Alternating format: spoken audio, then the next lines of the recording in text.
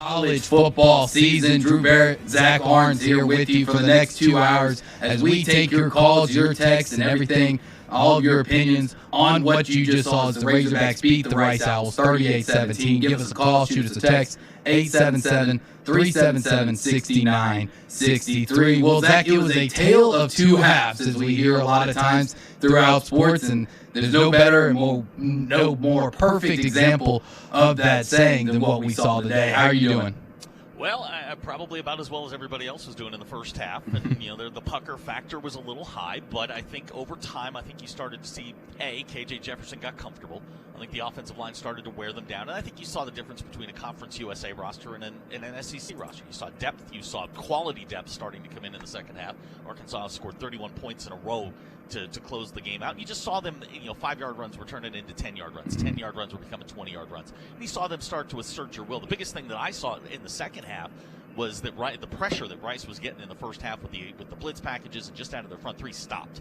You could tell they were starting to wear down, and it wasn't the prettiest thing in the world. You would have liked to have seen 50 points in the first half, go hang half 100 on them, and then go to the locker room. But it didn't happen that way, and it just took a little while for Arkansas to get control of the game. Yeah, it really did. I mean, from a competitive stance, it was a lot closer than what you wanted it to be in the first half. And I don't think any of us throughout this week or throughout this whole talking season that it's been leading up to this game thought that, hey, it's going to be a close one, and Arkansas could be trailing at the half. I don't think any of us saw that, especially with the news that Traylon Burks was going to play in this game. And KJ Jefferson, it seemed like the stage was just a bit big for him to start, had to calm himself really down. Did finish the day 12 of 21, 128 yards. I believe he only had, around 30 in the first.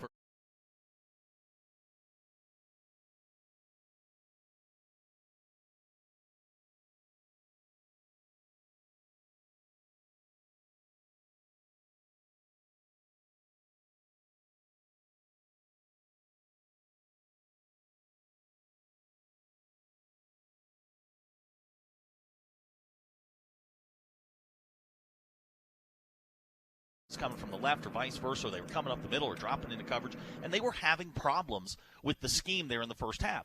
I think what they figured out was as they started, and if you go back and you watch the second quarter, Kendall Brown sort of figured out that as you run side to side, these guys start to wear down. And their pursuit isn't as great. Their off the ball isn't as great. And that's what they were kind of doing, and they got them worn down in the middle of the second quarter. Big plays started happening. And, when they went down 10, person I was watching the game with, I just went, it just feels like Arkansas is ready to explode at some point. It's just they need that moment. And I know a lot of people are going to point to the fourth down stop in the third quarter that kind of got them going. They went down the field quickly, got it to within 3, and that's when I think they kind of got control of the game.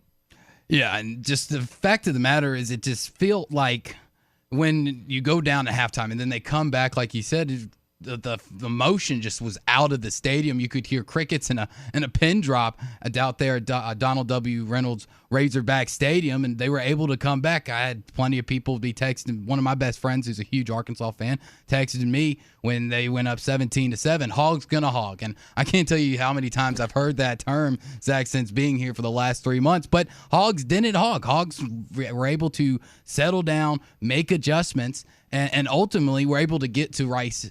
In the second half, you had Green throw 3 interceptions, 2 of them by Jalen Catalon. Sorry about that. He had 2, almost broke one to the house there for Mr. Catalon. He had a great day. And on the defensive side, there was a lot of great things that we saw. The 3 INTs, you had some sacks thrown in there, but there was some disappointments. You had Grant Morgan really early into that game get called for a targeting call. He's out for the whole game. Luckily, we'll be back by Texas. But then in the second half, Bumper Poole, your second best linebacker, goes out and gets a targeting call that now is going to force him to miss the first half of this highly anticipated matchup with Texas. So now we've got to, I don't want to get too far ahead. I want to break down this game, but that's something that's in everybody's mind right now is how are we going to survive first half without a guy like Bumper Poole on the field? Yeah, and I heard I was watching a lot of the Twitter stuff coming in, the social media stuff on the targeting call. Look, nobody knows what a targeting call is, but you do know if you lower and lead with your head, they're going to call it every single time, and they're going to call it, and it may get reviewed and overturned, but they're going to call it.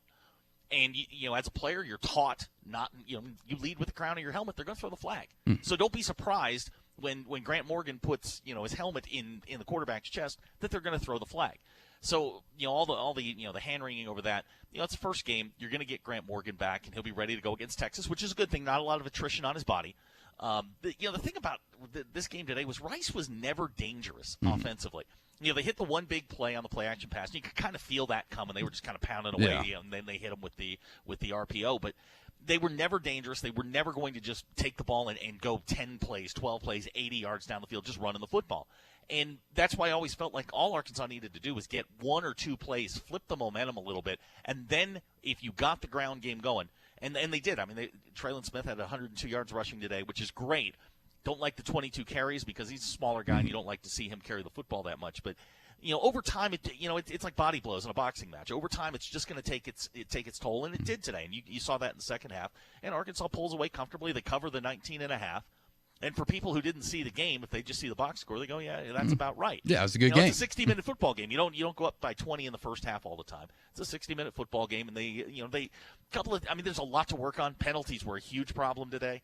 KJ was I don't know that the moment was too big for him. I think a lot of his struggles in the first half had a lot to do with that Rice defense. They were very active in that first half, and then as they began to wear down, the blitzes were less effective. They were dropping back into coverage, and he just got more comfortable. Yeah, you knew at some point in this game that the physicality and the depth that Arkansas has over a Conference USA Rice team was eventually going to come into play. You just kept thinking, when's it going to happen? And then there in the third quarter, you made some big plays. You got some things rolling, and you put Rice on their backs a bit, and you knew that could be the nail in the coffin that you needed to get over that hump that we had seen them try to climb this hill for the whole first half, just keep falling back, and you get some momentum, you get up that hill, and you get to the top, and that's exactly what we saw. And you bring up KJ. We have Brandon from Paris texting in, and please text in 877-377-6963. We'll also take your calls. Big Mike, hold on, we'll get to you here in a second. But he asked if he's the only one that feels there are some major accuracy issues with KJ, and I think that is a legitimate question. We saw some good passes, but we saw a lot more ugly ones. He was 12 for 21. I mean, he's over 50%. He didn't turn the ball over. He ran it well. Is he mechanically perfect? No, he doesn't set his feet when he throws. A lot of time he's throwing it like a gunslinger. He's got his hips square to the line of scrimmage, and he's kind of throwing it sidearm. But, you're going to take the good with the bad with him. You're going to take the 34-yard touchdown run. You're going to have to take some high throws because that's not what he does well. KJ's at his best when he's outside the pocket, off script, looking downfield with that run-pass option. That's his game. And I think Kendall Briles will start to accentuate that as the season goes along. Yeah, and you also positive here. You think that what we saw out there on the field today, that was only a quarter of the playbook. You don't really want to open up everything. You don't want to show your hand this early into season, especially with a big matchup with Texas next week. All right, we're going to go to the phone line 877-377-6963. Big Mike and Walden, how you doing? What was your Hog reaction? Oh, I'm glad they made all their mistakes in the first half. I mean, that was god-awful to listen to. And I was glad to see the return of the old Southwest Conference referees until we got Rice down, and all of a sudden they're not throwing flags anymore on us. But still, I thought, KJ went 12 for 17 his last 17 passes. The first 4, he's all hyped up, and he's just burning them in there, I think. After that, he was pretty dang good. 12 for 17, that's pretty good after the 0 for 4 with an interception. The defense, my God, if it hadn't been for them, we'd have got wiped out. All right, that's about all I got to talk about. Well, I appreciate your call, Big Mike. And you're right. Without that defense, it would have been a completely different thing. You listen to what Sam Pittman had to say going into the locker room in that second half of, man, you watched what just took place, and he basically said, we're lucky to only be down by 3. We are lucky to be in the situation that they were in going into the half. Yeah, the offense struggled in the first half. I mean, there's no way to hide that. It was ugly in the first half. It was really ugly at times. But I think overall, again, Rice was never dangerous. It wasn't like they were going to go on a 14-0 run and kind of put this game out of reach. They didn't have the quarterback to do it. They didn't have the wide receivers to do it. They tried in vain to try and muscle Arkansas at times, which I thought was it was a little risky, and I didn't feel like there was a whole lot of urgency in their game, especially offensively. But over time, I think Arkansas, once they got control of the game and could do what they wanted to do, they could sort of dictate the tempo to Rice.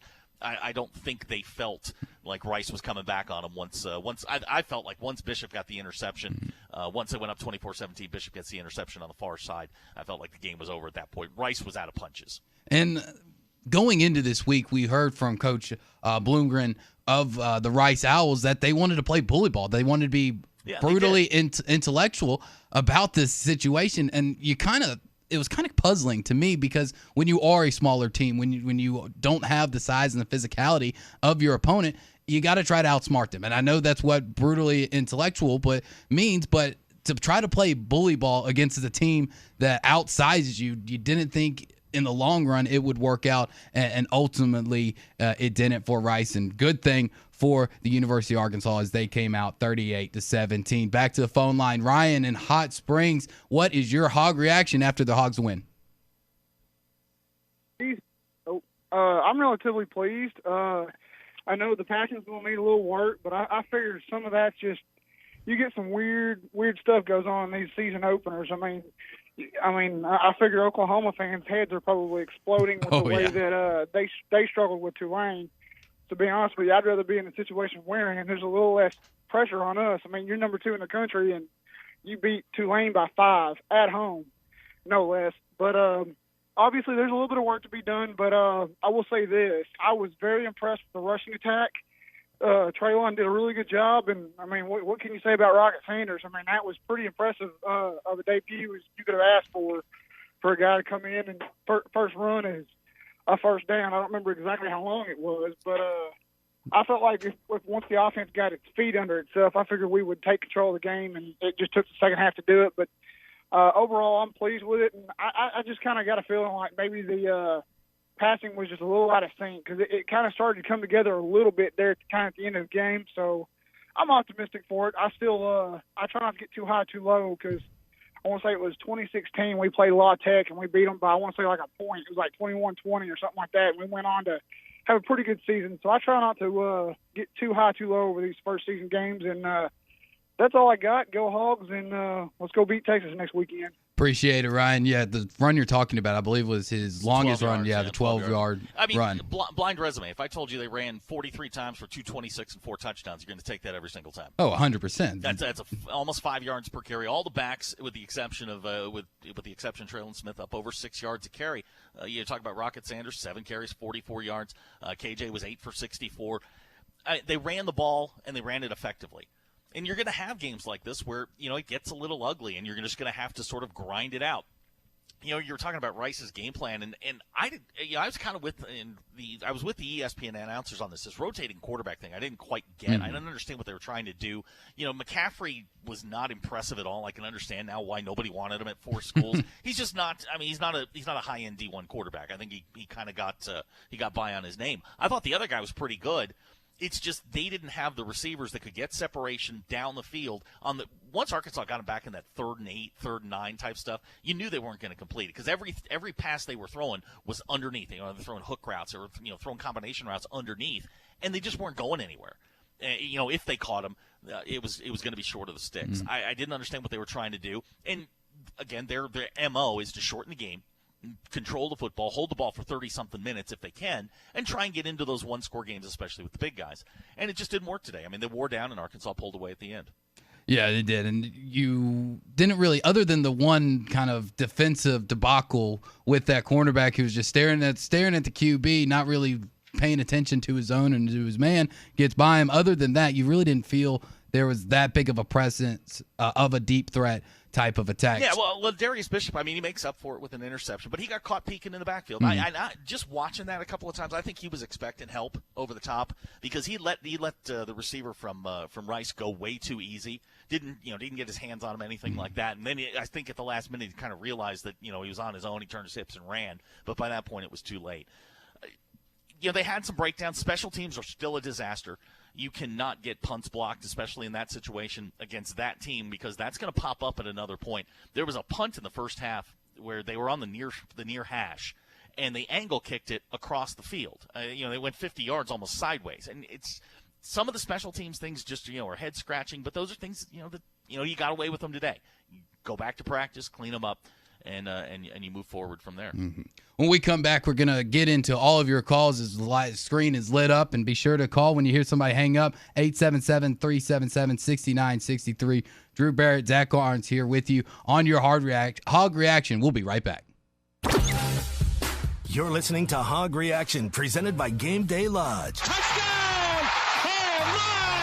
Whoa! Hanging out with my friends at Randall Ford, 5500 Rogers Avenue in Fort Smith. Hey, Jeremy, the Venom R. I don't even need to say anything else. Jimmy, it's the hottest truck in the market right now. It's fully customized, upfitted, class exclusive to Randall Ford. You have to see them to believe them. These trucks are flying out of here as quick as we get them done. People, all they have to do is just come by and check them out. Just come by, say, hey, I want to see the Venom R. You will not be disappointed. 5500 Rogers Avenue in Fort Smith. Come see the Venom R's today at Randall Ford. The Game Day Lodge in Branson is the perfect place for corporate retreats, golf trips, and team building activities. You'll find 10 bedrooms with 19 beds for up to 28 guests, 9 bathrooms, 17 TVs, poker table, 2 kitchens, 2 laundry rooms, a fire pit, 2 gas grills, outdoor basketball court, a heated indoor swimming pool nearby, and a 10-minute drive to Silver Dollar City. Not to mention near some of the best golf courses. Just search Game Day Lodge on Facebook, Twitter, Instagram, Airbnb, and VRBO. Are you looking for a great deal on a previously owned vehicle but want to avoid high-pressure sales? If so, you need to visit Edwards Auto Sales in Roland. For over 31 years, Ernie Edwards and his staff have helped folks from Arkansas and Oklahoma River Valley buy a quality vehicle and offer a buy here, pay here in-house financing program as part of their services. Some restrictions may apply. Come visit Edwards Auto Center, 3 miles west of the Garrison Bridge, the first car dealer on your right, or log on at edwardsautosalesinc.com.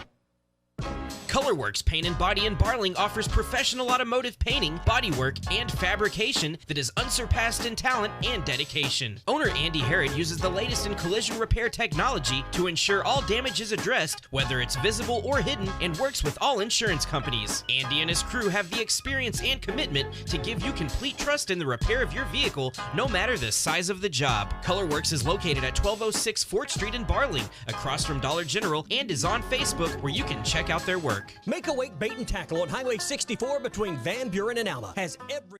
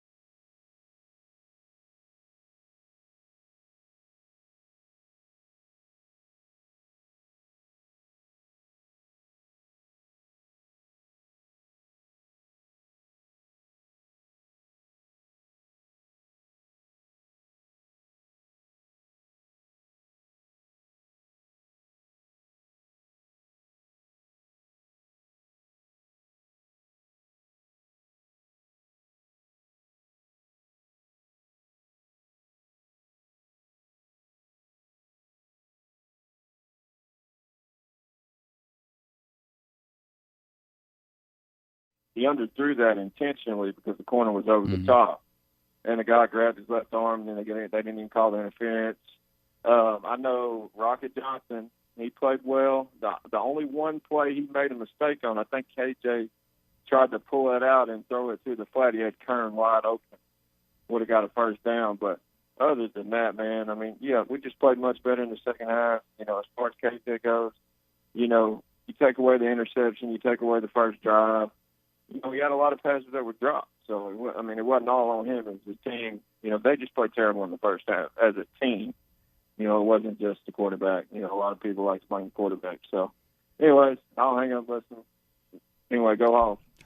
Appreciate it, Charlie. Yeah, it was more of a team effort. I don't think that you were alone with the 19.5-point cover looked to be out of reach at the start of the game. I think most people were a little hesitant, ready to see what year two of Sam Pittman was going to look like. And if this game is an indicator, you hope that it's an indicator that you're going to look like you did today in the second half for the rest of the season, because that was the best half of football. Obviously, you put up 31 points in the second half to their 7 after being down 10-7 at the half. So hopefully that is the indicator that these Hogs go off of. And I think a lot of people, I don't know, Zach, do you think people are more confident after seeing this game than they were on Friday, or less? I don't know about more confident, but I think if you take the first half if you look at it in 4 quarters, and you take it for everything, as a complete game, they didn't play poorly for 4 quarters. It was about 28 minutes that things just didn't kind of go their way. They ran the ball 43 times, 207 yards. If you rush for 200 yards, you're going to be pretty good. Defensively, I had said on our show early in the week, if Rice got to 175, Arkansas was in trouble. They ran for 81 yards on 39 carries. Defense stood up, played well. Kept them in the game. You know what? They started playing to the defense by, running the football, shortening the game a little bit. You ground one out. And I think, I've talked to enough coaches over the years that coaches hate game ones because there are a lot of unknowns. Special teams rears its ugly head today. A lot of unknowns in game one. Get your win, sort of settle everybody down, and then you move forward. Yeah, there's a saying. There's a reason the saying is such a cliche. The time you get better throughout the season is from game one to game two, and hopefully absolutely. They do that. Back to the phone lines as we go to Wally in Bentonville. Wally, what was your Hog reaction from the Arkansas 38-17 victory? Good afternoon. Hey, Rick and Randy. Yeah, I was really concerned in that first half, but, rather than talking about anything specific, I think, have you ever seen a game go so poorly in the first half and then the exact opposite in the second half? And where that gives me hope compared to past regimes is that leadership. Sam Pittman obviously went in, chewed some behind, got some people's attention, told them to get their ish together, and we saw the results in the second half. And I think it's that leadership that's going to pay dividends down the road, whether or not, we've got enough talent or whatever to beat Texas. But the fact they were able to settle it down, get their heads back in the game, not let them get them down, which was a big problem in the 2 years before Sam Pittman got here. So I was like every other fan, ready to panic after that first half because they just looked so disorganized. The effort even looked lacking. But, Sam did what a good leader does and got them focused. And, a 21-point win, you look at it, and that's probably what everybody was expecting from the get-go. The reason I like it, though, is a lot of times you might get overconfident in a 21-point win, and there's no way this team can get overconfident after this game. So they've got a lot to work on, which is probably good for the Texas game, too. Shout out for 2 of the coordinators. Odom Bail Bonds, they need to make a T-shirt for that because he's been doing it ever since he got here. And then Scott Fountain is got to be one of the most overpaid, overhyped coordinators. Zach, you guys talked about it last year that this guy was supposed to be the genius special teams coordinator to turn this stuff around.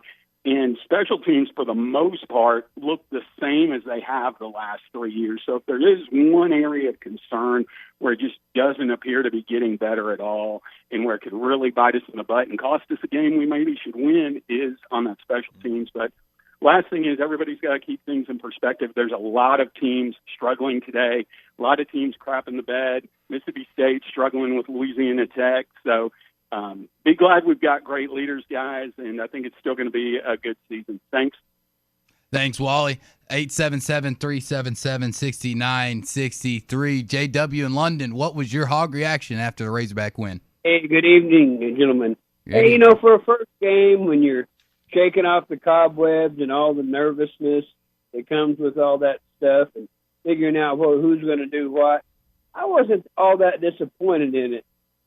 But my big problem with this game, and I'm going to watch it tonight in the Georgia game as well, is that there's a big elephant in the room, and I'm not talking about Alabama. The big elephant to me is that targeting call.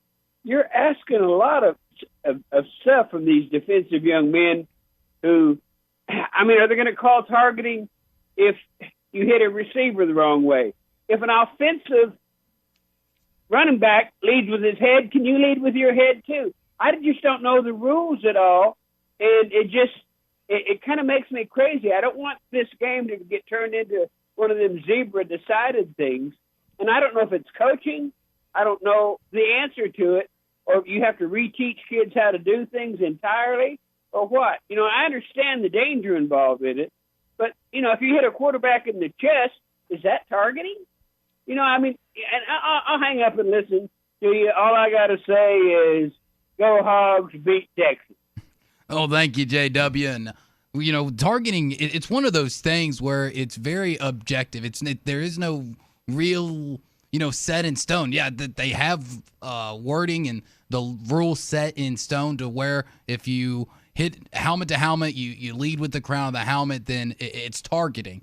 But so many times we see these iffy type of calls where maybe the head was down just a bit, but also with the way that they force these guys to play defense is you have to get low. The tackling zone on a offensive player is so small nowadays to where you have to get low. And when you get low, you naturally just tuck your head down. That's just human nature. Of when somebody says get low, you instinctively drop your head. And if you drop your head and point the crown of your helmet a little too far, then by definition, it is targeting. And that's what I think is frustrating for so many people, Zach, is how this rule is being interpreted. And you see from game to game, it's one play being called a target. You see the exact same thing happen the next week with a different crew in there, and it's never called. When they report for camp, it's one of the things that they talk about in the defensive meeting rooms is, if you lower your head and lead with the crown, you're taking your chance at getting called for targeting. Doesn't matter where you hit them. Anytime you lower your head, you're going to risk that. And, I watched the Grant Morgan one. By definition, that's a targeting foul. Yes. He hit him up underneath the chin with the crown of his helmet. They were talking about the bumper pool one. Again, lower your head. You don't give the referee a lot of options once you lower your head. He's going to throw the flag, and they're going to kick it upstairs no matter what. Yeah, they are. And unfortunately, we just got to figure out ways to avoid that and avoid letting the refs make that type of decision. Yeah, you certainly don't want it to go upstairs, and you don't want to leave it to the referees. You don't, because 9 out of 10 times it goes upstairs. You know what they're going to call because they're trying to make this a part of the game. They're trying to give the fans and the players somewhat of an understanding of if this happens, even in some of these small, minute situations, we're going to call it. So there's no place in this game for it. So they're going to try to make an example out of many people as they possibly can. Yeah, and Tommy Kraft just texted me, and he gave me the rule. It says the key phrase for targeting is forcible contact to the head and neck area. Don't lead with the crown of the helmet or hit high. It's very simple. Anytime you do that, you're giving the referee and the replay operator a chance to throw you out of the game. Yeah, you are. And we know Tommy knows more about officiating than the rest of us. Than we'll ever know. Exactly. Back to the phone lines, 877-377-6963. Got a few open lines for you if you want to give us a call, give us your hog reaction. But we go to Gary in Fort Smith. Gary, what's your hog reaction today?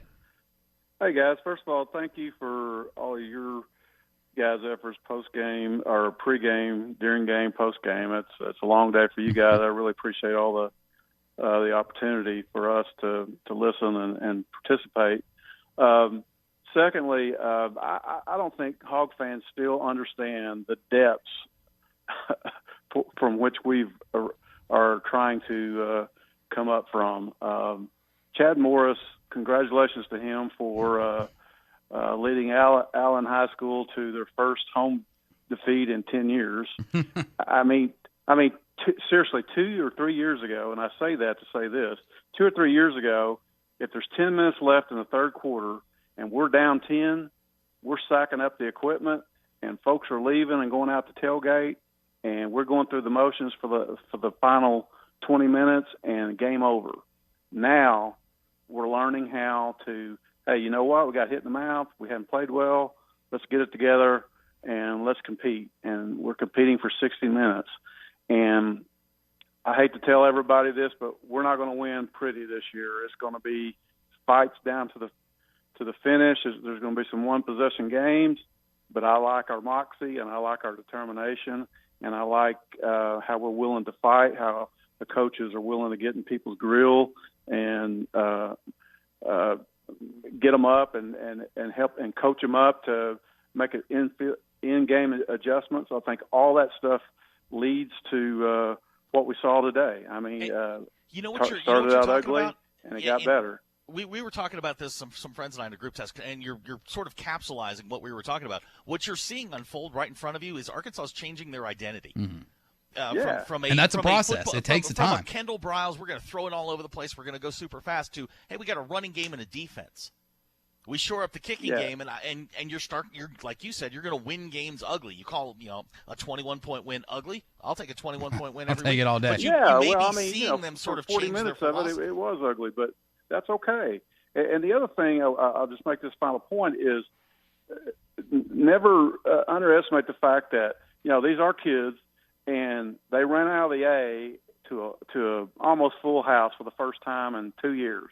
I mean, who wouldn't be pumped up? Who wouldn't be overhyped a little bit? And I'm glad the excitement's back, not only in Fayetteville but everywhere. It's good to see, and I only see good things for us ahead. We're going to learn from this. We're going to make adjustments, and what I've seen of college football since Thursday night is just survive and advance, because anybody can beat anybody. And Oklahoma was 6 inches away from a guy getting a first down to them having the ball on their 30 with 2 minutes to go. Mm-hmm. So anything can happen this year, and I think it may happen, especially in the SEC, other than with Alabama, but with all the new quarterbacks, anything can happen. And I'm really glad that we found a way to win instead of just packing it in. Thanks, guys. Appreciate it, Gary. 877-377-6963. And Gary's right. Whether it's ugly, whether you get 21-point win or a 1-point win, it still goes in the left-hand column. Now, this season, for a lot of you Razorback fans out there, might cost you a few years on your life from having cardiac type of situations going. Hopefully there's not too many heart attacks across the national state due to this football team. But a win is a win and is a win, whether it's the prettiest thing you've ever seen or it's just downright ugly. Yeah, and Gary was right. I mean, this program 2 years ago probably would have quit. Oh, yeah. There's no doubt in my mind, and they fought their way through it. It was ugly, and we all know that. For 30 minutes, it was ugly.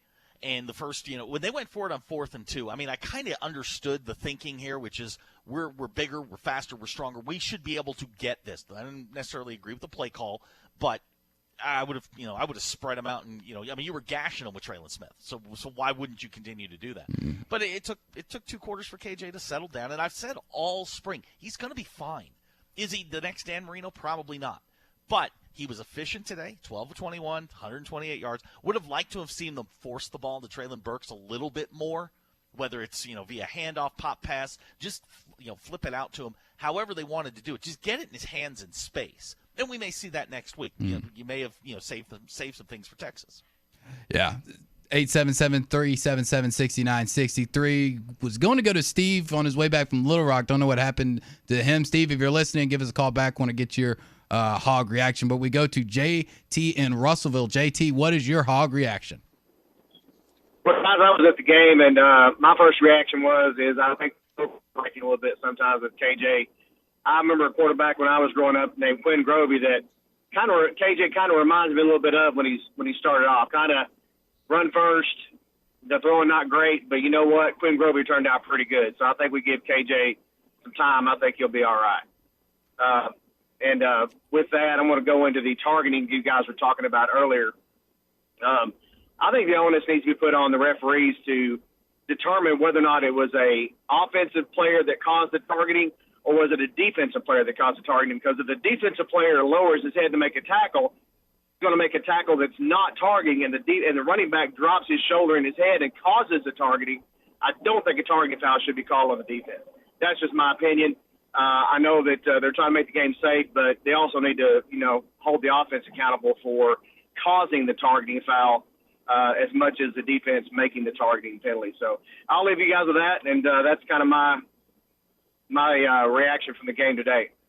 Appreciate it, JT. 877-377-6963. And I feel like this would be more of a rant for a Monday through Friday type of show, but he brings up a good point about the offensive players that get to basically run through a hole, put their head down, lead with the crown of their helmet, and there is no penalty. There's no punishment for doing that, but a defensive player doesn't, and don't even get me started on how they decide whether he's defenseless or not.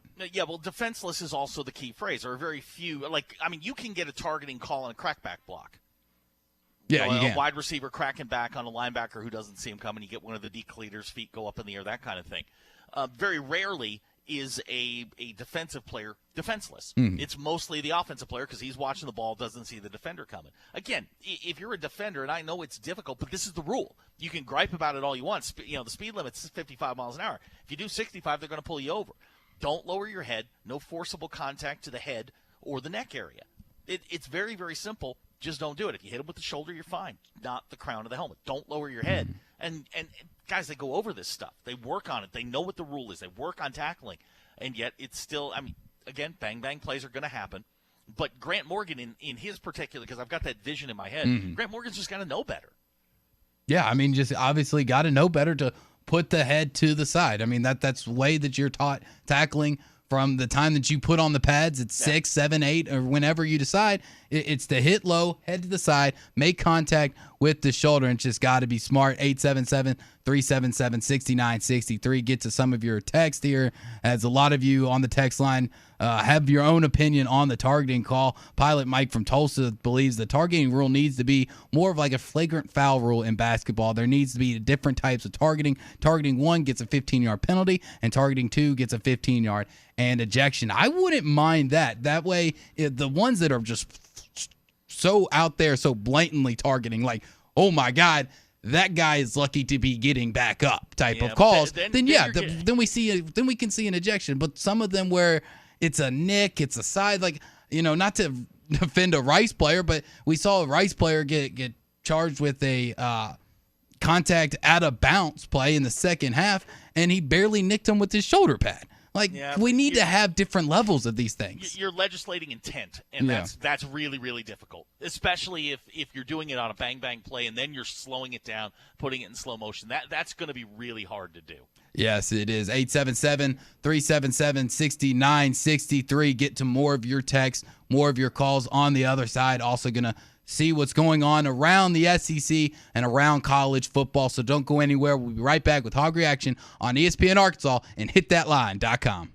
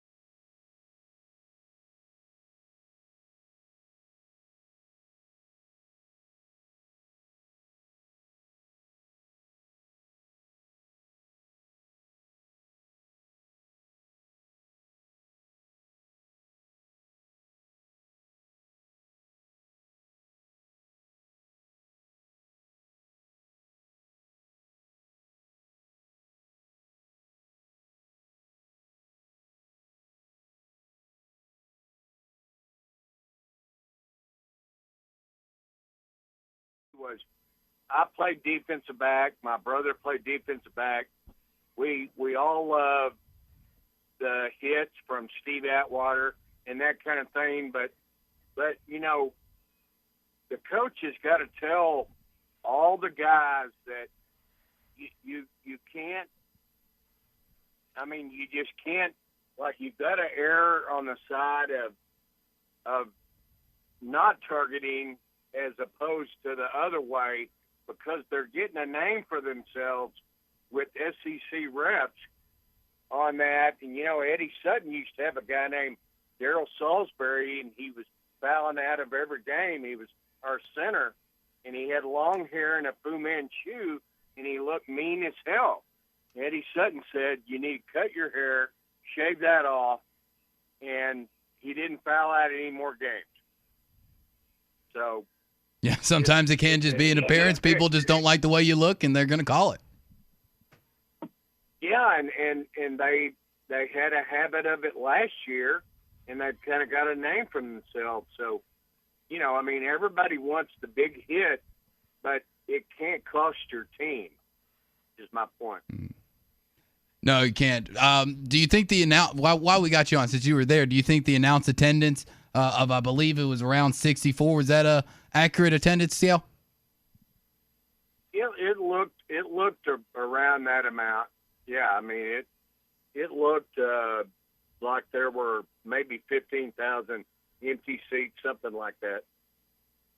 Well, Steve, I appreciate your call here on Hog Reaction. Drive safe back to Little Rock, and be sure to call us next time. I appreciate it. Thank you. Enjoy the show. Thanks, Steve. 877-377-6963. Some open phone lines here before we get into college football. Going to go ahead and get to Travis in Conway. Travis, what is your Hog reaction after the Hogs' first win of the season? Man, the same thing, headed back to the game, and not to get too hung up on what I would consider the most hated call in college football, but I disagree. I mean, the rules got to be changed. The ejection, I agree with you on that. Like, it just needs to be done away with completely. They don't need to be ejecting players. They need to move to more like what the NFL does, just get the 15-yard penalty and move on. But also, it needs to be modified, like, to echo Tom Brady. They're running the game of football. It's football. Mm-hmm. And the offensive team shouldn't be able to just throw it over the middle of the field with no, you know, like, I can't think of the word I'm looking for, but with no punishment. Mm-hmm. You know what I'm saying? If a player lowers his body, the offensive player and the defensive player, there needs to be, it's a judgment call anyways, so they need to go ahead and add more judgment to where if the players are low, that it shouldn't even be targeting at all. I mean, there's nothing a defensive player can do, and it's football. And if you don't want to get hurt, then don't play football. I'm so over this rule. But I agree with him. I think the attendance was probably pretty on par, and I'm anxious to see what it's like for the Texas game. I have a feeling it's probably going to be a pretty packed house, but hopefully we have more Razorback fans in those empty seats than Longhorn fans. But overall, good finish, slow start. Hopefully we have that finish on the start next week and just pull something out. But appreciate you letting me talk, guys, and y'all have a good rest of your evening. Appreciate it, Travis. Yeah, always got to make sure that scan count is right. Some of these games that you see the account posted and announced, you're like, I was there. Yeah, no. That was closer to 40 than it was 60. So I'm glad to know that the count was right. Opening day, I think, in 2019 at like 65 or 56,000, something like that. And I could have walked around the stadium in a half an hour and introduced myself to everybody that was there. So, yeah, the scanning versus actual fannies in the seats can be a little misleading. Yeah, I want to make sure the scan count is correct. Zach, before we get to everything that's going on around college football and your scores and updates from the SEC, this targeting conversation that we've had with a lot of our callers and that is going on throughout our text line, and we'll get to some of those in the second hour, so be sure to keep texting and calling 877-377-6963. I feel like this is going to be the main debate that most Arkansas fans have between their friends on text change around the water cooler. And it's probably going to be a conversation that we're going to have all week throughout our three shows, Morning Rush, Halftime, and Ruskin and Zach. Yeah, and Tim was right. I mean, you start getting guys tossed for targeting, you get a reputation. And Arkansas's had guys, ejected for this particular rule. So, legislator getting rid of it it's never going to happen because it's put in place to prevent spinal cord injuries, head injuries, concussions, all that sort of thing. Arkansas's defensive coaches got to be more clear with the whole thing and how they teach their players to tackle. You cannot lead with your head. As long as the rule is there, you can't lead with your head or you risk getting tossed. And that's breaking it down to just base level. You lead with your head, you run the risk, and then you can't complain if you get tossed if you lead with your head. There's ways to make tackles. Guys do it all the time. You lead with your shoulder. It's just they've got to get used to doing that. And I know everybody's going for the big highlight, the knockout, all that kind of stuff. But you run the risk, and it's not worth it, to be quite honest. Going for the knockout, losing a guy like Jalen Catalon against LSU last year, losing Grant Morgan, Bumper Pool. I mean, you're going to miss Bumper Pool. He played really well today at 14 tackles. Yeah, he did. You're going to miss him next, not having him in that rotation next week because of something that could have been avoided. Yeah, it's definitely going to be interesting, and you need to figure out a way to avoid these situations and to not put your team in these type situations. Scores from around the SEC coming up right now. SEC teams are all out playing today. State in a close one at home, 3:37 left in the game. Oh, it did just end. Yeah, State pull it out.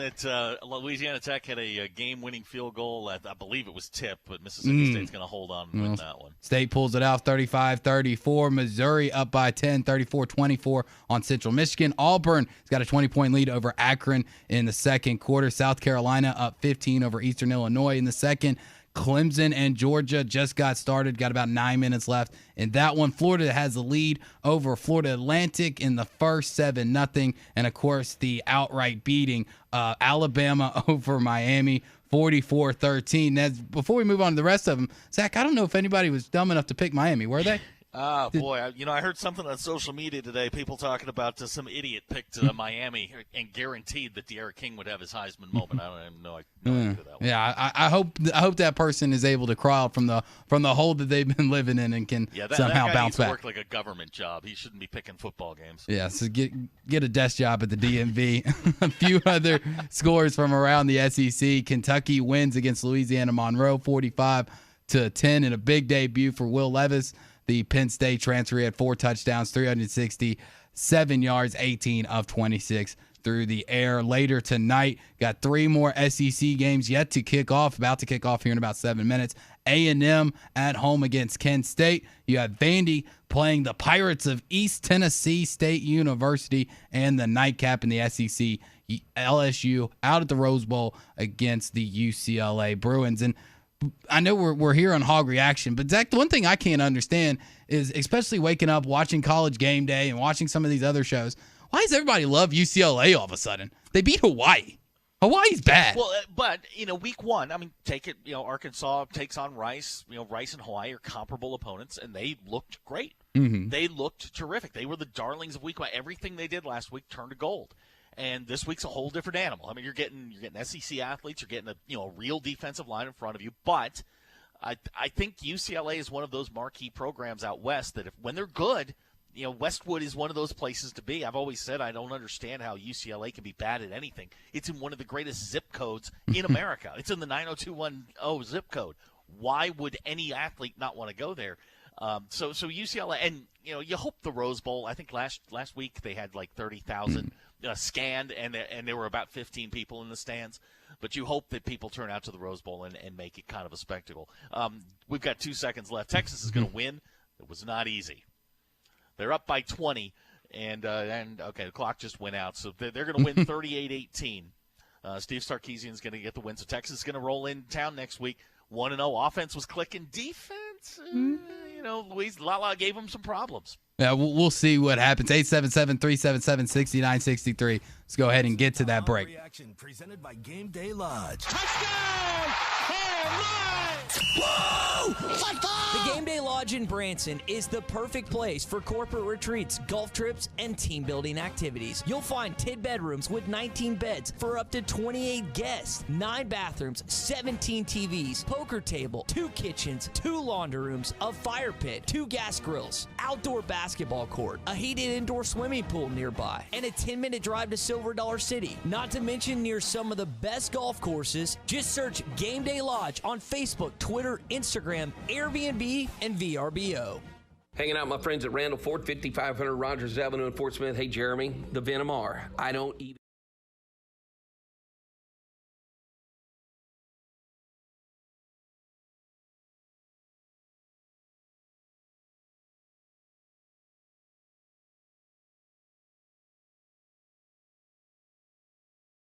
Perfect place for corporate retreats, golf trips, and team building activities. You'll find 10 bedrooms with 19 beds for up to 28 guests, 9 bathrooms, 17 TVs, poker table, 2 kitchens, 2 laundry rooms, a fire pit, 2 gas grills, outdoor basketball court, a heated indoor swimming pool nearby, and a 10-minute drive to Silver Dollar City. Not to mention near some of the best golf courses. Just search Game Day Lodge on Facebook, Twitter, Instagram, Airbnb, and VRBO.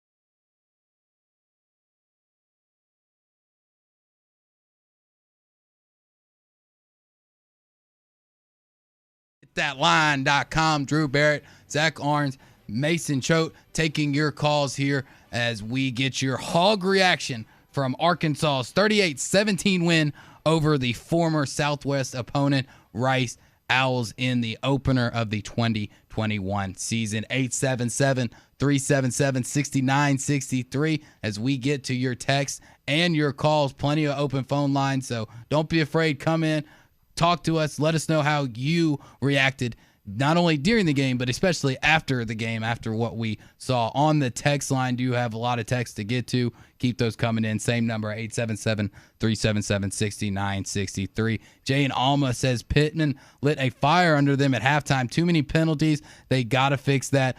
O-line did great. Need to run the ball more. Defense was lights out. Run the ball a little more. I think we had 44 carries, and Traylon Smith had 22 of them. Yeah, well, treat today like barbecue. There's some you like better than others, but That's it's true. never bad. A win is a win. In an opener, based on what we've seen in college football, the last couple of days, heck, you could be North Carolina today. Mm-hmm. North Carolina's not real happy with the way things have gone. You got to win over look, Rice is not a brand name in college football. That's not a bad team. They weren't great on offense. Defense gave you trouble. Once you were able to sort of wear them down, you run the ball 43 times for 207 and 4 touchdowns. You'll take that every single week. Next week's opponent is next week's opponent. Focus on this one. Clean up the mistakes. And there were a few. I think KJ had some identification problems, especially with where pressure was coming in the first half. I think Kendall Brown's got in at halftime, settled him down a little bit. They had a nice conversation, go out in the second half, and they throw the football all over the place. Next week, I want to see him force the ball to Traylon Burks. Bobby Petrino was famous on his play card for having plays for Jarius Wright, for DJ Williams, how to get the ball to this particular player. And I'm sure that Kendall Browns will have a whole row of plays that just say 16. And it's ways to get him the football without having to take a lot of chances. Because you don't, against a team like Texas with really good defensive ends, you don't want to put KJ back there and make him do a lot of reading. You don't want him doing 3 or 4 reads, standing in the pocket, that kind of thing. You want him, one read, get rid of the ball, get it to your playmakers. Yeah, that's exactly what you want. You need to have plays designed to get Jalen Burks I think no debate about it, your best athlete and your best player on the team and your best chance to wins. Back to the text line, we had Tanner in Tupelo. He asked us a question. He said he was at the game, guys, and they didn't show a replay on the long KJ run for a touchdown that got called back. Was it a holding on the wide receiver or bad officiating on the play? It was a holding, and I believe it was on Jackson. On the right side, I think it was the right call. He had him wrapped up. It's one of those you can call holding on every play. Mm-hmm. They called it on that one. Yeah, But they again, did. You're going to get these kinds of mistakes. Now, there are a bunch of them in this one, but they're going to get these kinds of mistakes in a first game. You clean them up this week. Show them on film. I mean, that's going to be the first thing they do when they get in and do their film review is, okay, we can't do this anymore because next week's opponent will make you pay for it. That's exactly right. They will make you pay for it, and we know that those mistakes are going to get eliminated. And, we had a caller back last hour talk about, they went through adversity, and you heard in the post-game interview there on ESPN Plus, SEC Nation Network, that Coach Pittman addressed that. He said, we went through some adversity.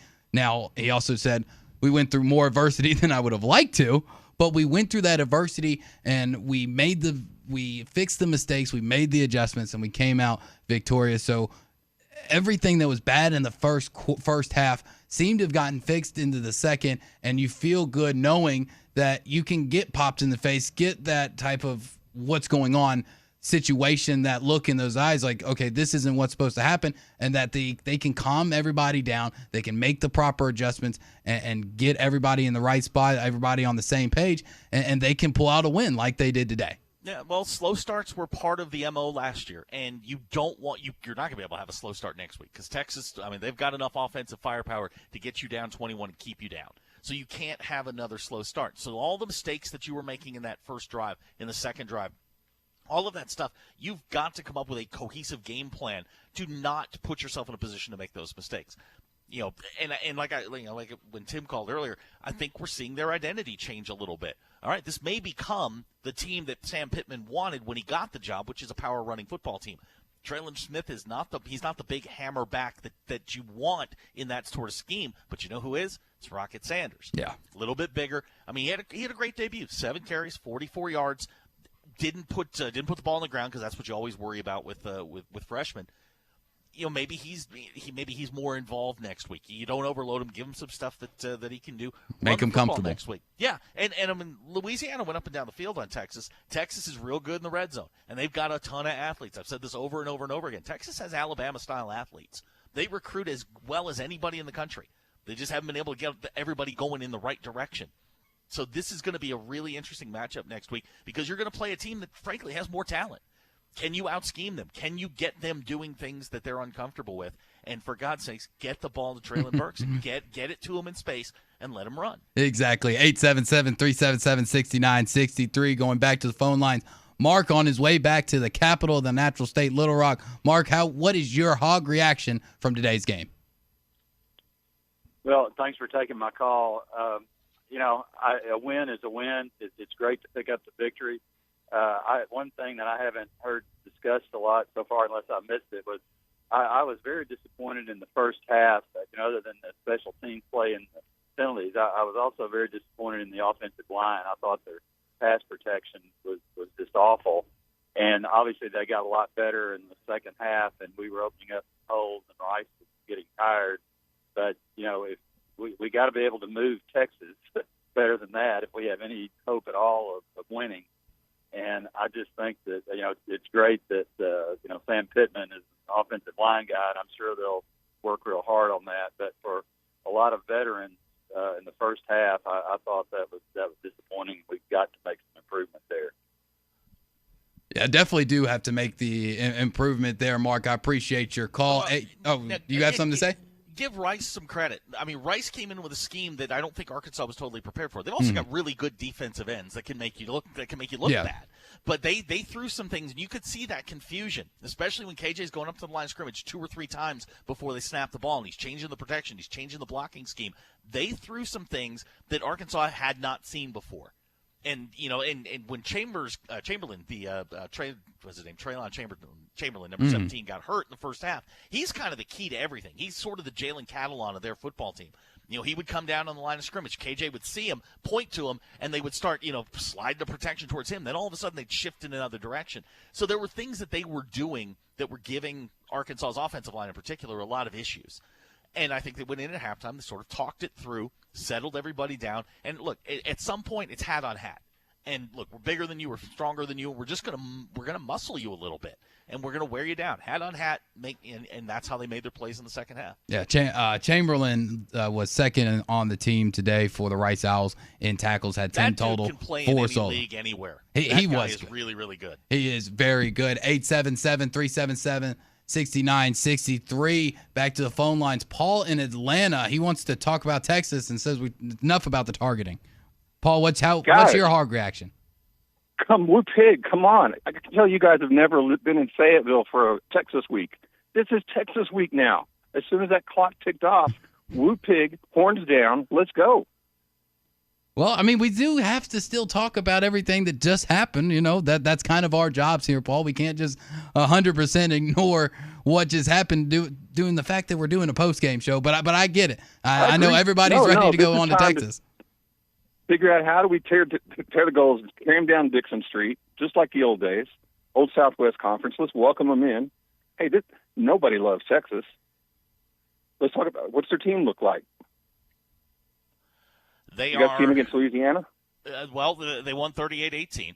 Hudson Card, their quarterback's good. I mean, he looked pretty good today for a first start for him. Looked very, very good. They ran the ball pretty well. A lot of short. They didn't take a lot of shots downfield from what I saw. I'll have to go back and watch it at some point. Not a lot of shots downfield. Man, they got some dudes on defense. Those 2 defensive ends are game plan wreckers. So they're going. Do they have? I'm sorry. Do they have COVID or injuries or anything? Not to my knowledge. No, they were full health. And look, I've talked to a number of coaches about what Steve Sarkisian does. He's the best at what he does in creating mismatches, and that's going to be the thing for Barry Odom is he uses a lot of motion, upsets your numbering, he'll wind up getting a wide receiver matched up on a linebacker. And for Arkansas, that would be death. I mean, you just can't have guys running down the seams trying getting covered by linebackers. So Arkansas is going to be really, really disciplined. The one thing that I was pleased to see today was they had 2 sacks in the ballgame, but what you started to see was an inside push. They were pushing the guard and the center back into the quarterback's lap, which is something they hadn't had all of last year. I mean, Jonathan Marshall did the best he could, but that poor dude was getting double and triple teamed. But you started to see that pocket collapsing. They were forcing McCaffrey out. Wiley Green was out running around. Those are things that they haven't had in the past, and I've been banging the drum all spring. If they could get a pass rush and some dudes on the back end that could cover, they can play with just about anybody on their schedule. What do you think with the Big 12, this announcement that may be pending with we're bringing in 4 new teams to the Big 12? Desperation, or what's your read on that? Do any of those, or do any of the teams that are being considered blow wind up your skirt? No. I mean, it's and the ones being left out, they would, but I'm not getting into that. That's a Monday through Friday situation here. That's a whole nother conversation. But what they're going to try and do is keep Texas and Oklahoma in that league as long as possible while adding these 4 teams. If they go to 16, they go to 16. And that's the game plan right now, is to establish the Big 12 with 16 teams. Texas and Oklahoma are going to leave in the next 18 months for sure. So I mean, it's every bullet in the chamber. Appreciate your call, Paul. 877-377-6963. And I know that's a conversation, but you know exactly where I would go with that. And this is Hog Reaction. I'm not going to do that. This is all Arkansas. And Paul tried to tee it up there for you. He tried to make me go. He tried to make me bite the line. But luckily, I was self-conscious enough to resist. Just for Paul, I just texted Jason Allen happy 14-13 week. That was my freshman year, was the last time they played Texas as a part of the Southwest Conference. Arkansas won the game down in Little Rock 14-13. Jason Allen was the quarterback that day. 877-377-6963. Zach, before we get to this call, I guess there's a lot of hog delight being eaten. The train is rolling down Dixon. Eddie in Clarksville, what's your hog reaction? Good afternoon, gentlemen.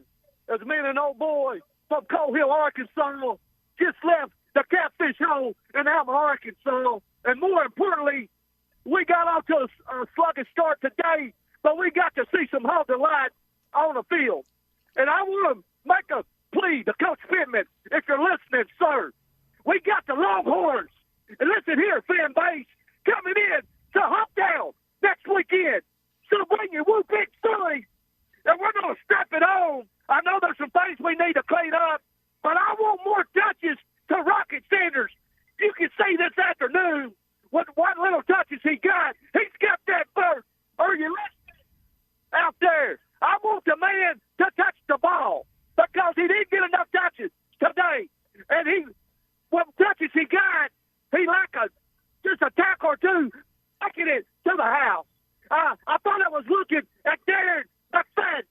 That you can tell you can't coach it, you can't teach it. He's got the God-given ability. So give the man the ball. Thank you for taking my call. And come next weekend, we're going to get the Hawk train rolling, fan base, in a big way. And a rivalry that's special to me. And we're going to give them the Woo Big Sully. And when we leave Fayetteville next weekend, we're going to be winners. Thank you for taking my call. Appreciate your call, Eddie. 877-377-6963. Knew it. That was exactly what we thought we were going to get out of Eddie, and that's Eddie delivered. The hero that we need. He really is. He's one of those people that he might not be the hero you want, but he's the hero you need. Exactly. 877-377-6963. Got plenty of time here in the next 45 minutes to take all of your calls, all of your texts. Now, I know I'm giving out this number, Zach, but we've had some people text into the Northwest Arkansas number. Do you have any of those texts you'd like to come on, give man. out? You got to give me more of a heads up. Oh, I'm sorry. Didn't have it pulled up. I'm not the most computer literate person. Let's see here. Yeah, well, most of our texts came in during the game, which is always fun to go back and read. Because people were not happy. No. It was very obvious. You can tell, like in our text machine, when the block punt was. This and so on and so forth. I'll sort through these things here in just a second. All right. Well, I'll go back to our text line here in the River Valley and across the Natural State. 877-377-6963. Open phone lines now, so don't wait. Don't hesitate. Give us a call. Give us your hog reaction. Ryan in Prairie Grove says, let me figure this one out. Okay. Zach, I don't know if this is how to get a hold of y'all this evening, but let's move on to Texas. It's week 1. They'll be all right-ish, I think, question mark. He says, Zach, Virginia Tech, I like them since 99, watching them now. So he's ready to move on to Texas like so many others. Yeah, well, I think this is one you just put in the rear view. You know, this is this is a first date. It went fine. Game's over. Let's move on. Texas is obviously the game that they've sort of zeroed in on. And one of the things that I guess I may take issue with is that Arkansas was saving something, for Texas. Will they give them some different looks? Will they put in a couple of wrinkles? Yeah, but it's not like they dumbed down the offense or the defense to keep Texas from seeing things. They ran. Look, you were in a dogfight for 2.5 quarters. You're not good enough at this point in your program development to say, well, we're going to run 70% of our offense, and we tried that with the 30% Chad Morris install, and that never worked. So, Arkansas's got to come out, and you've got to get a faster start next week. You've got to execute better, but at least you now know what you're dealing with. Yeah, you know what you have, and you got to. Exactly. We're out of talking season. Don't get me wrong, I like talking season. That's why I do this job. I like to talk, right? But I also like to have facts. I like to have numbers. I like to have those statistics right there in front of me. You know what we've got. Hopefully, like you said, you've got everything installed, but you didn't show it too much today. 877-377-6963. Going to go to Parker in the hometown of D'Angelo Williams, Wynne, Arkansas. What's your Hog reaction today? Hey, Hogs by 90, horns down. Come on. Okay. That's all he wanted to say. Hogs by 90, horns down. 877. Slip D'Angelo Williams in there. Well, the guy Paul from Atlanta got it on my mind, and whenever I see Wynne, I know exactly. That's the first thing that comes to mind. So, and he's an Arkansas native, and I'm sure everyone from Wynne likes the Williams, D'Angelo Williams and his family. 877-377-6963. Back on track here on Hog Reaction as we go back to the phone line, as we got Nick driving back from the game, I guess somewhere on 49 or made it back to I-40. Nick, how far away from Fayetteville are you? Where are you at right now, and what's your Hog reaction? I'm on 40, headed back to Searcy, actually. And I was happy to see how it went, To go back to the beginning of the game, I was really surprised and kind of happy to see that we deferred, and, that we didn't defer, that we said, we're going to take the ball. A lot of times you say, we'll defer with Rice. We'll let them get the ball. We'll hold them. We'll get the turnover. And then we'll go score. And then halftime we'll get the ball again. So, everybody that we were sitting with said, let's go, man. Hell yeah. Let's just go ahead and pound one out on them. We'll get 7. We'll give them a deep punt or a deep kickoff. We'll go down there and hold them, maybe even pick them. So I just thought that was interesting start, kind of coaching headspace to look at just at the beginning of the game. What do you think about that? Jack?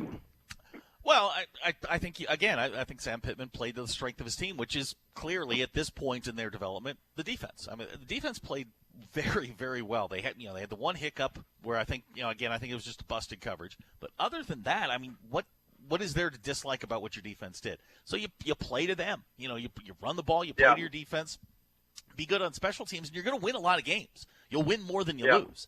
They stayed away from the big mistake today, which is something that killed them last year during the losing streak, and under Morris was just every other play. But they stay away from it. KJ's efficient. I liked the game plan. It just took a little while to kind of get the car started. Yeah. Well, I was there. I went to every game last year. I went to every single game. Good for you. And it was exciting. It was really cool because everything was SEC play, so that was really, really different. But the people we were sitting with have been there for years and years and years. We said, okay, KJ's a little jittery. He's got all the tools. We just hope he's got the eyes. I think he's even got the mind for it. I just don't know that he's got the eyes yet, which, that's something you only get by doing it. You're never going to learn that playing your own guys in practice, in my opinion. So it took him longer than I think anybody would thought to kind of settle down, because what you guys can't see it on TV, and I did. I was on the 8th row on the 30-yard line on our side. Every time that Burks and what's his name came off the field from where he threw those little short rockets, those guys had to take their glove off, and they were shaking their hand because he just burned them out. and that's him in my mind wanting to really hit that target and not make sure anybody can get it but us. But he threw it so hard, even we couldn't get it, is I think what happens, and that's just juiced. Everything he did, you could tell he was just juiced. I mean, so I like it.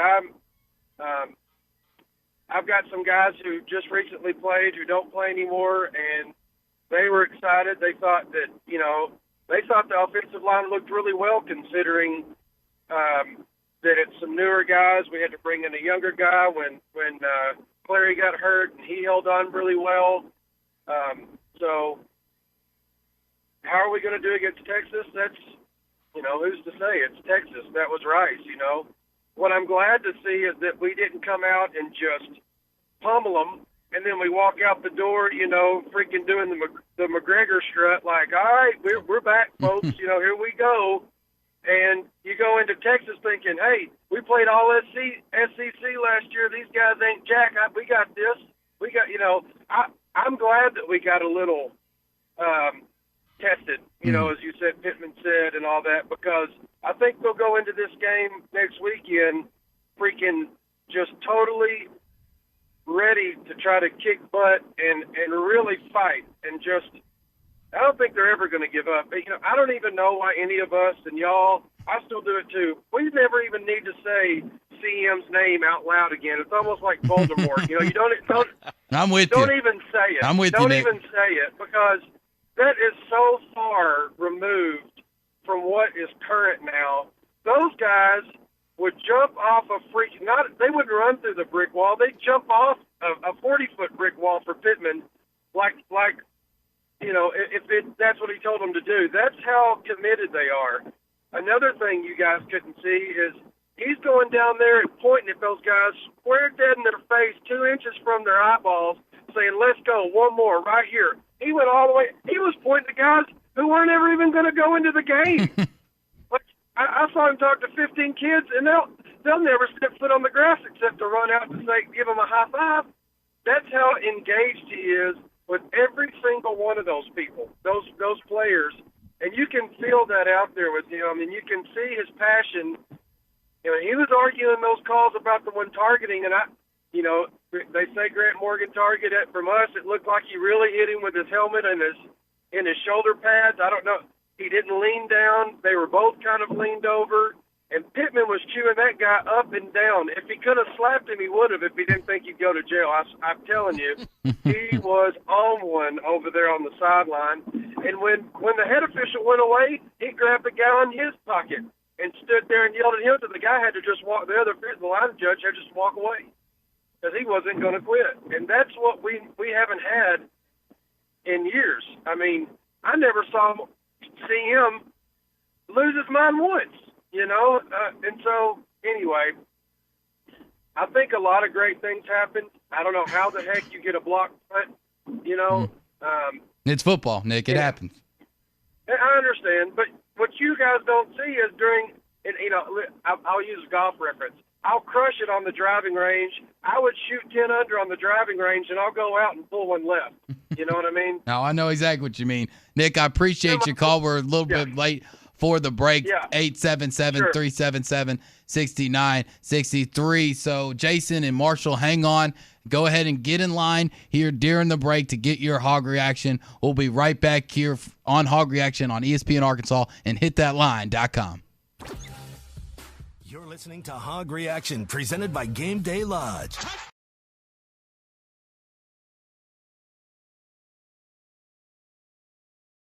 The Game Day Lodge in Branson is the perfect place for corporate retreats, golf trips, and team building activities. You'll find 10 bedrooms with 19 beds for up to 28 guests, 9 bathrooms, 17 TVs, poker table, 2 kitchens, 2 laundry rooms, a fire pit, 2 gas grills, outdoor basketball court, a heated indoor swimming pool nearby, and a 10-minute drive to Silver Dollar City. Not to mention near some of the best golf courses. Just search Game Day Lodge on Facebook, Twitter, Instagram, Airbnb, and VRBO.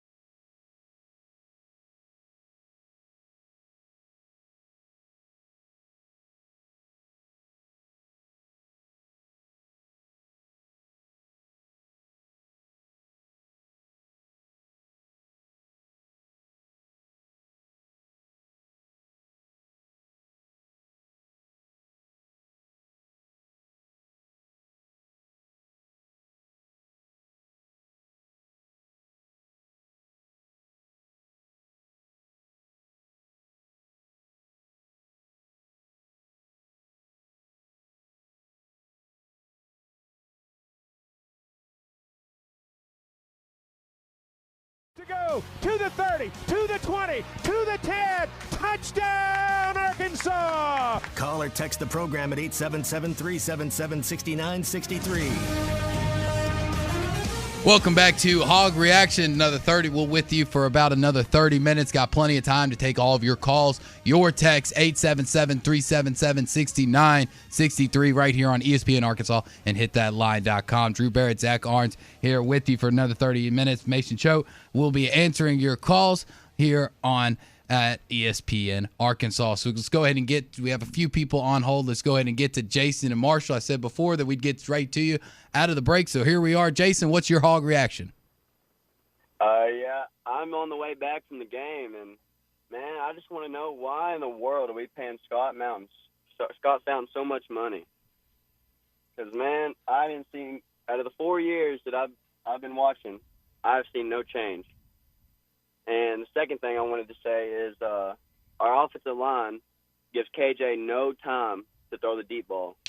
So everything that he does, he's pressured, and that's one of my biggest concerns is he has no time to pass the ball. And I'll get off here and listen. Thank you. Appreciate your call, Jason.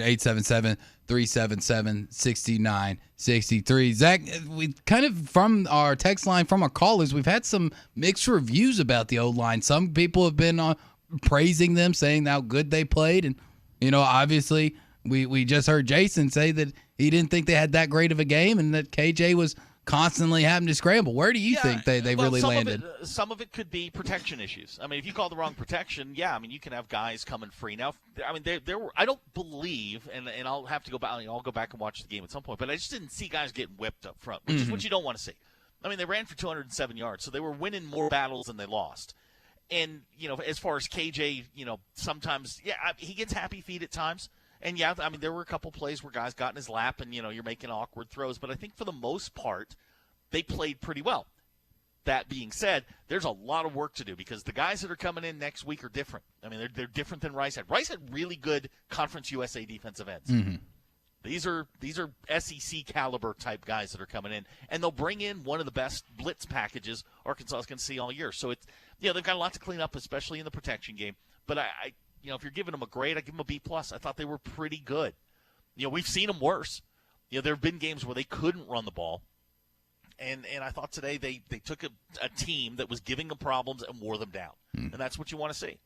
877-377-6963. Jody and Harrison. Special teams, that's a whole we're having a completely different discussion there. I'm not a special teams coach, but when I keep seeing the same things happening over and over again, you're getting kicks blocked, you're punting away from coverage, there's a disconnect there. Yeah. Jody and Harrison on our text line wants to know if we think that the reason why some people could view this as a bad performance from the O-line, and maybe not a bad performance, but not a stellar performance, is because KJ uses his feet, that he runs, and that Arkansas fans just aren't used to seeing that. Yeah, that's what his strength is. And if I'm Kendall Browse, I'm going to play to his strengths. What are his strengths? It's getting him outside the pocket, off script type things where he puts a defender in a vulnerable position in a run pass situation where a little pump fake guy jumps in the air and he's got 15 yards around the corner. KJ's not a pocket passer yet. He's not there yet. He hasn't developed into Felipe Franks. We got spoiled last year. Felipe could stand in there and deliver a ball. Was he going to get out on the edge and just outrun people? No, it really wasn't his game. KJ can do that. But this is a totally different type of quarterback. He fits this system better. And if you've got offensive line issues, a guy who can get away like that is a very valuable commodity. He's another guy that the defense has to account for. Yeah, when he's able to do what he did with his feet, I mean, the two rushing touchdowns, one that got called back, finished the game with 51 yards on the ground, 8 total attempts. The longest rush on the day was 34 yards. So when you have skills like that and you have weapons, it'd be foolish to not use them. I mean, it'd be foolish if Kendall Browse and Sam Pittman went up to KJ Jefferson and said, "Hey, I know you're more of a mobile guy, but hey, I want you to stay in the pocket. Let the play develop more." And you want him to kind of let the play develop. That way you can get a long strike down the field. But for them to kind of cut him off at the knees and say, "Hey, you're staying in this pocket," that's not something that they're going to do or encourage, because that's a weapon. They're going to have the defense now And going forward, after seeing how mobile KJ Jefferson is, they're going to have a spy on him. They're going to have to take away a deep threat, a defender on that side of the ball to basically just be like, anywhere KJ goes, you go. You are a spy. You keep your eye on him. If you can help defensively, coverage-wise, great. But your main job this entire game is to be a spy, and that helps you out more than anything else because now it's a numbers game. You've got more people than they do. Well, and I mean, KJ makes a big play with his legs. What's it do? It raises his confidence. He's a more confident quarterback. Go back to the first quarter. What is it, the second, third drive of the game? Traylon Chamberlain comes off the corner unaccounted for. He's one-on-one with KJ. What happens? He hits him up top, bounces off him. KJ takes off, gets the first down out of the play. That's the thing with a guy like Malik Hornsby who weighs barely 200 pounds. You're not going to get that. You weren't going to get that last year with Felipe Franks. Felipe probably breaks away, but then he's looking downfield. KJ can shake a guy, stiff arm a guy, and take off. And that's a weapon that he's Cam Newton sized. Yeah, he is. That is a big dude back there that can run. I mean, we had a texter text in earlier this week on halftime saying that he thinks KJ Jefferson is kind of I don't know. He said poor man, but I won't use that. Maybe a generic version of Cam Newton. And even if that's true, I don't know if he meant that as an insult, a compliment. Even if you're getting the generic version of Cam Newton, let's remember what Cam Newton did at Auburn. Cam Newton had 1 year of real college football, and he won the freaking Heisman in a national championship. I will take generic Cam Newton all day, and KJ's got plenty of time to develop into a Cam Newton type of player. I'm not going to, put that on him, saying by the time he leaves the hill at the University of Arkansas that he's got to be on that same level. That's just too much to ask anybody. But you take that.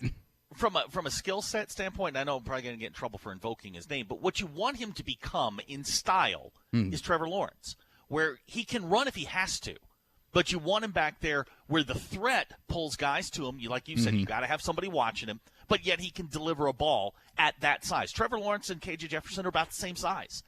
So what you want a Trevor Lawrence type that can stand back there and deliver a ball in the face of a rush, elude the rush if he has to, but that's ultimately what you're trying to develop.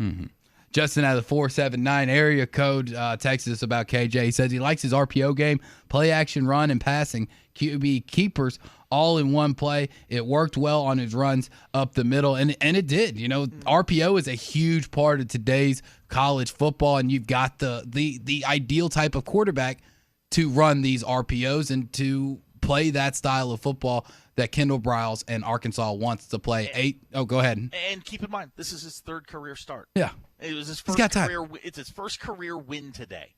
His learning curve is just starting.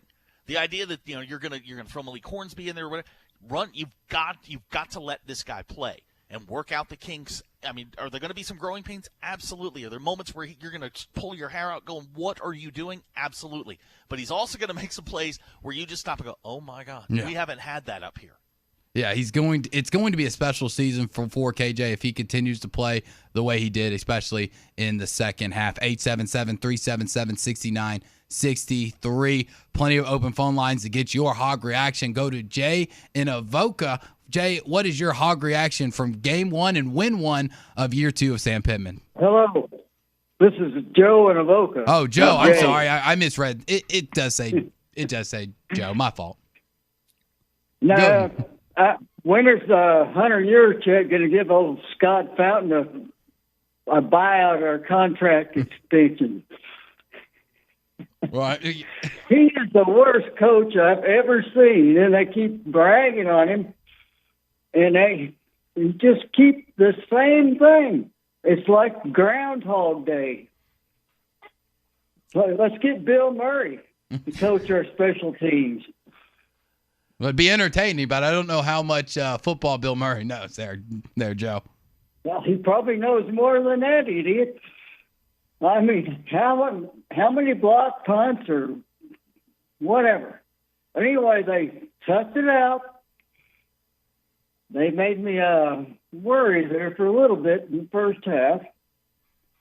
And that targeting, they're going to have to clean that up. That ain't going to work, because they're going to be looking at them all the time. And we can't afford to be thrown out. We don't have that many backups. So they're going to have to clean that up. I remember the old when old Dan Skipper threw up his leg in that old tripping incident. That cost a game. That kind of stuff costs games. So we need to clean it up. Joe, I appreciate your call. I think they will definitely clean it up, and it's a cliche for a reason. The time that you really get the best is from week 1 to week 2 because you have some film against somebody that's not you, and you are able to work out some kinks. 877-377-6963. Need to go to a break. That we have plenty of time on the other side to get to your phone calls, to get to your Hog reaction. So don't go anywhere. Everybody stay on hold. Please stay on hold. We'll be right back right here on ESPN Arkansas and hitthatline.com. You're listening to Hog Reaction, presented by Game Day Lodge. The Game Day Lodge in Branson is the perfect place for corporate retreats, golf trips, and team building activities. You'll find 10 bedrooms with 19 beds for up to 28 guests, 9 bathrooms, 17 TVs, poker table, 2 kitchens, 2 laundry rooms, a fire pit, 2 gas grills, outdoor basketball court, a heated indoor swimming pool nearby, and a 10-minute drive to Silver Dollar City. Not to mention near some of the best golf courses. Just search Game Day Lodge on Facebook, Twitter, Instagram, Airbnb, and VRBO.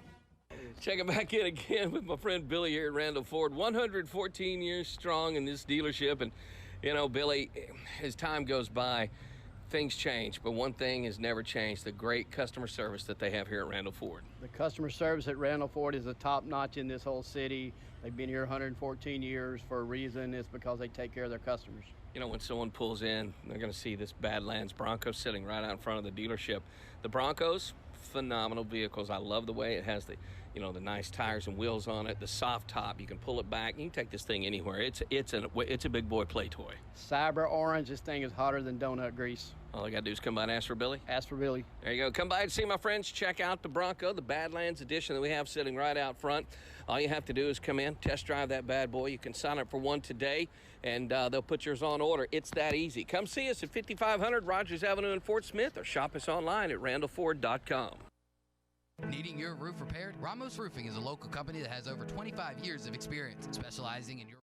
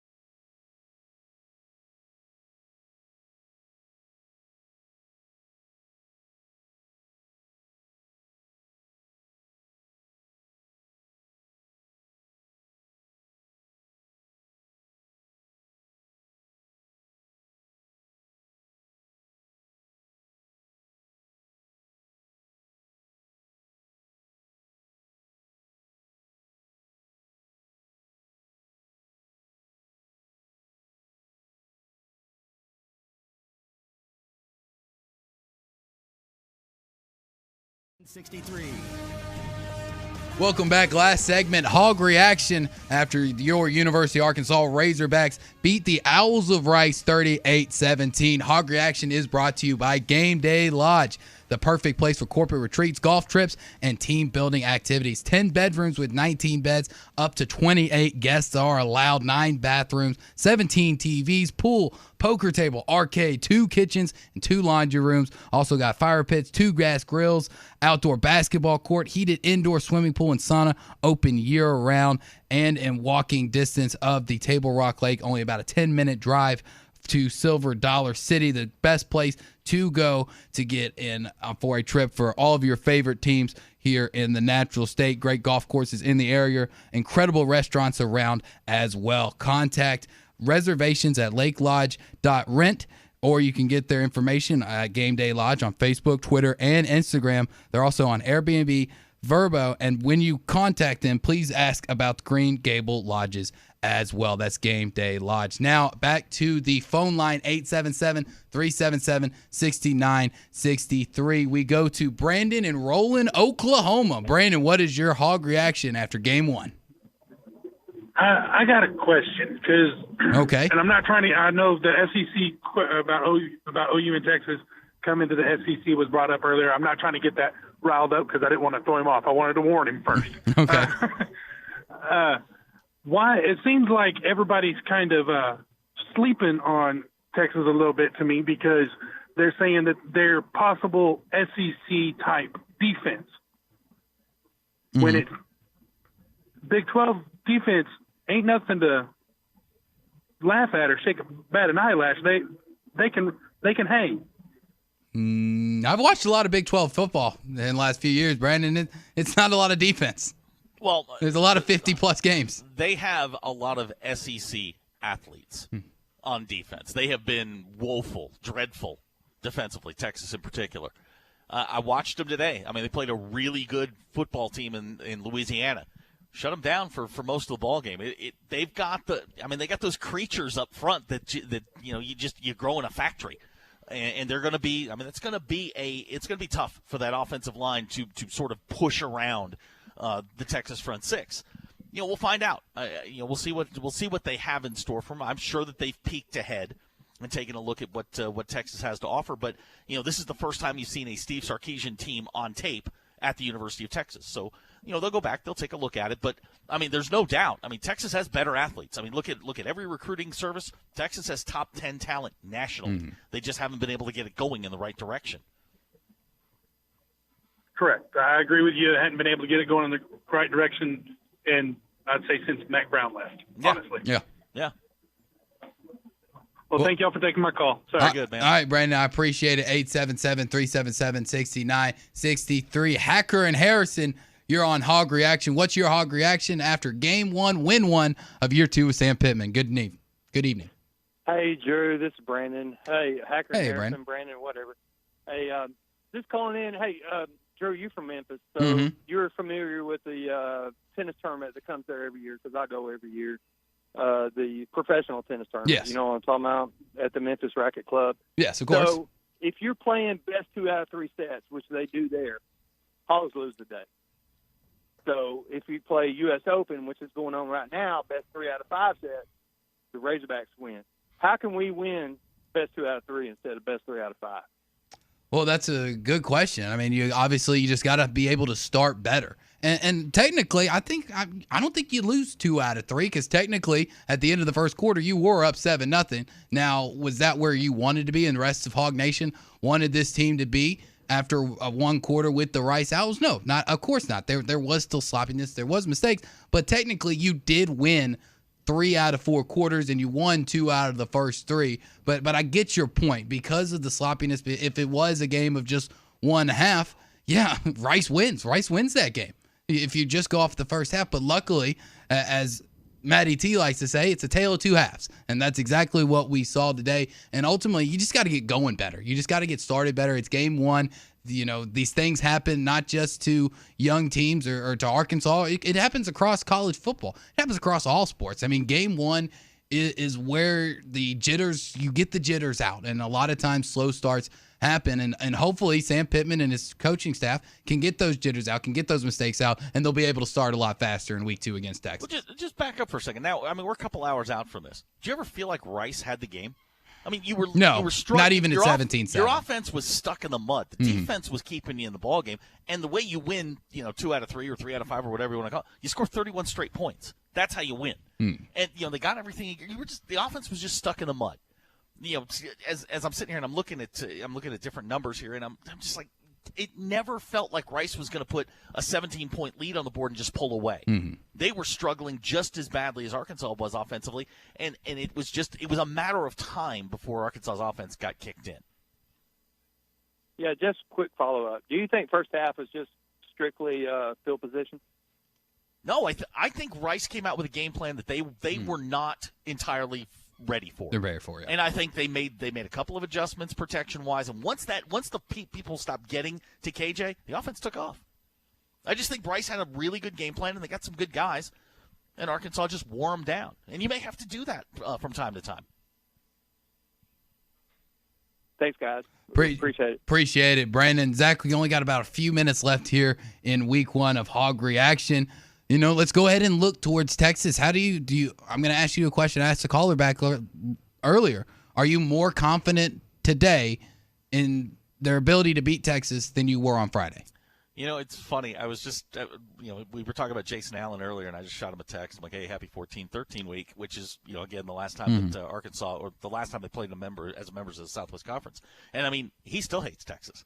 And, I mean, he graduated like 25 years ago. I mean, the hate's real for a certain generation of people, myself included. I mean, I graduated from the university in 95. I mean, we don't like Texas. The thing you have to understand is, I mean, they are uber talented. They've got a really good head coach, but it is his second game. There are things about his team that he doesn't know yet. There are things about the team that we don't know yet. And we're going to, every week's a chapter in the book, and you're going to get a little bit more information. I'm going to go back tonight and watch the Texas Lala game, all the way through. Arkansas is going to have to be very disciplined. You cannot start slowly against this group, or it could be an avalanche of points. They can do that. Not saying they will, but they can do that. They've got the talent. What you have to do is you have to make the game ugly.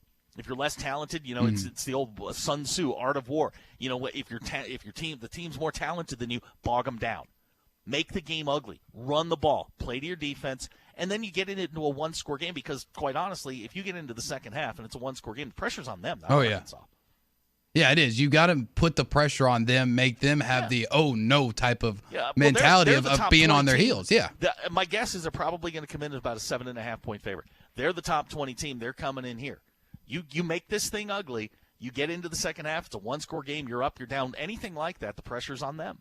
That it is. Texas Week has now officially started as we are done with Hog Reaction. Just a reminder, all 3 of their shows will be here live and ready to take your calls, your texts, and talk about Texas Week on Monday. There's no Labor Day for us. We'll be here taking your calls at 877-377-6963. Zach, I appreciate it. Had fun. We'll have to do it again sometime. Yes, sir. Absolutely. Looking forward to it. All right, looking forward to it. Mason, I appreciate Mason Cho for taking all of your calls, and thank you guys so much for hitting up our text line, for blowing up the phone line, and making Hog Reaction what it truly was. For Zach Arns, for Mason Cho, I'm Drew Barrett. Have a wonderful and blessed night, and go Hogs. Roofing is a local company that has over 25 years of experience specializing in your residential or commercial roofing needs.